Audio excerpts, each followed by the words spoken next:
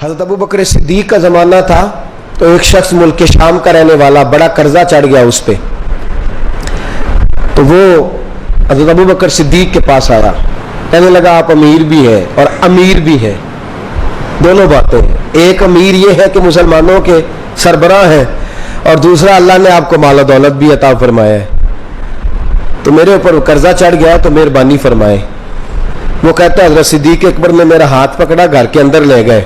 बाहर से दरवाजा बड़ा आला था लेकिन घर के अंदर गया तो चारपाई भी कोई नहीं थी, खजूर की चटाइयां बिछी हुई थी, खजूर की छाल की, और वो भी फटी हुई। फरमाते सैयदना सिद्दीक अकबर ने बिठा लिया मुझे और मुझे कहने लगे यार तुझे एक अजीब बात ना बताऊं? तो बताइए। फरमाने लगे 3 दिन हो गए मैंने अनाज का दाना भी नहीं खाया, खजूर के ऊपर गुजारा कर लेता हूं, मैं आजकल हालात मेरे ठीक नहीं है। लगा जी फिर मैं क्या करूं? तो आप फरमाने लगे तो उस्मान गनी के पास जाओ। किसके पास? शख्स कहने लगा जी मुझे तो बहुत सारे पैसे चाहिए। तो आपने फरमाया तेरी सोच वहां खत्म होती है जहां से उस्मान की सखावत शुरू होती है। तेरी सोच वहां तू जो सोचता है ना इतने मिलेंगे, तेरी खत्म होती है सोच जहां से उस्मान की सखावत शुरू होती है। तू जा। कहने लगा जी आपका नाम लूं? फरमाया जरूरत ही नहीं पड़ेगी। कहा जी मैं जिक्र करूंगा कि मुझे अमीरुल मोमिनीन ने भेजा है। फरमाया जरूरत है, सिर्फ इतना तू जाके बताना कि मैं मकरूज हूं और रसूलुल्लाह का नौकर हूं सल्लल्लाहु अलैहि, इतना बताना कि मुसलमान हूं, मुस्तफा का गुलाम, बस, और किसी इजाफे की जरूरत है। कहा जी वो दलील मांगेंगे। फरमाया उस्मान खैरात करते तफ्तीशें नहीं करता, उस्मान अल्लाह की राह में देते हुए तफ्तीशें 10 रुपए देना और 100 बात सुनाना फकीर को, तुक तो नहीं ना? 10 रुपए और 100 किस्म के ताने ना दे तू मियां, चशम पोशी कर जा। तुझे किसने इजाजत दी टटोलने की, फोलने की और क्रोधने की? ये हाल अगर तेरे साथ किया जाए, रब अगर तुझे टटोल के दे तो तेरा क्या बने? रब करीम अगर तुझे टटोल के दे के पहले बता नमाजें कितनी पड़ी हैं, सवेरे उठता है कि नहीं, तो तेरा क्या हाल होगा? तू टटोलता फिरता है 10 रुपए देने के लिए। हजरत उस्मान गनी की आदत नहीं। वो शख्स कहता है मैं चला गया, पूछता पुछाता दरवाजे पे पहुंचा, दरवाजे पे दस्तक दी तो हजरत उस्मान गनी के अंदर से बोलने की आवाज है, अपने बच्चों को डांट रहे हैं। कहते हैं ओ यार तुम लोग शहद के अंदर, दूध के अंदर शहद मिला के पीते हो, खर्चा थोड़ा कम करो, इतना खर्चा तुमने बढ़ा दिया है। तुम दूध के अंदर दूध भी मीठा, शहद भी मीठा, एक चीज खा लो तो बीमार हो, 2-2 चीजें इस्तेमाल करते हो। कहते हैं मैंने कहा अबू बकर तो बड़ी बातें बता रहे थे, और इस किस्म के कई वाकयात हज़रत उस्मान गनी के साथ हुए। वो तो बड़ी बातें बता रहे थे और ये आदमी दूध शहद से लड़ाई कर रहा है और मुझे कई हजार दिरहम चाहिए, दिनार चाहिए, मुझे दे देगा? फरमाते अब वो डांट के बाहर आए, मैं दरवाजे पे था, आते ही कहने लगे मैं आया ना तो जब मैंने अस्सलामु अलैकुम कहा तो वो समझ गए मैं मुसलमान हूं।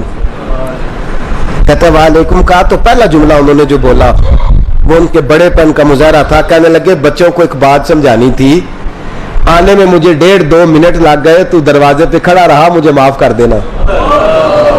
बड़े लोगों की बड़ी बातें, बड़े लोगों की बड़ी बातें, इतना बड़ा कद है उतना बड़ा इखलाक है।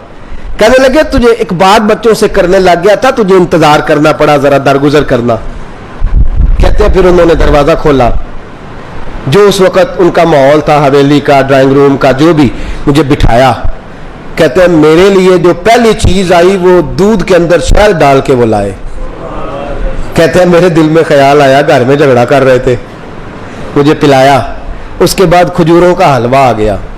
कहते हैं मैंने कहा बच्चों को कह रहे थे एक मीठी चीज इस्तेमाल करो, मेरे लिए 3-3 आ गई है, 3-3 आ गई, अजीब शख्स है। कहते हैं मैं, लेकिन अभी मेरा तसव्वुर जमा नहीं, मैंने कहा इतना तगड़ा नहीं जितना हज़रत अबू बकर ने बताया है। कहते हैं खिला पिला के ना फिर पूछने लगे कैसे आए हो, कैसे आए हो? तो कहते हैं मैंने कहा कि जनाब मैं मजबूर हूं, आज बहुत सारे लोग हैं ना जिनके पास किसी की बात सुनने का टाइम ही नहीं। कहते मोटी मोटी बात करें, आखिरी आखिरी। हजरत उस्मान गनी पूरी खिला पिला के कहने लगे कैसे आना हुआ?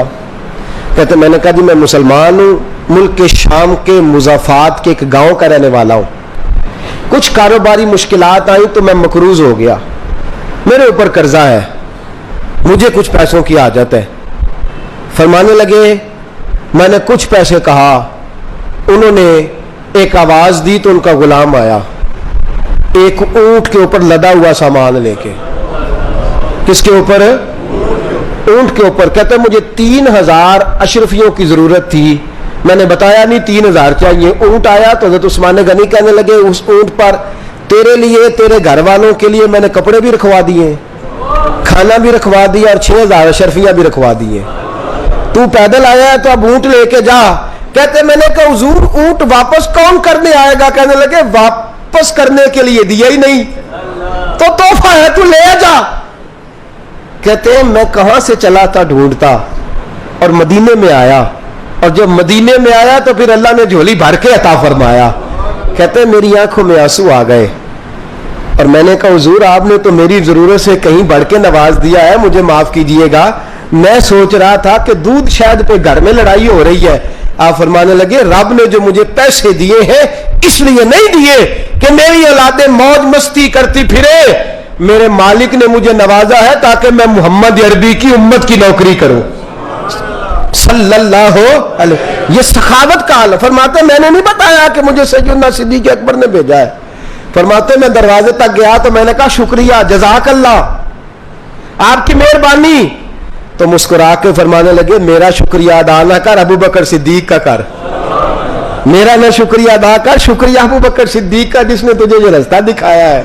फरमाते मैंने कहा हुजूर आप फरमाया जाओ जाओ जाओ, तुम्हारा काम हो गया ना, तफसीलात में ना जाओ। ये शान सखावत सैयदना उस्मान गनी रज़ी अल्लाह तआला अन्हु की।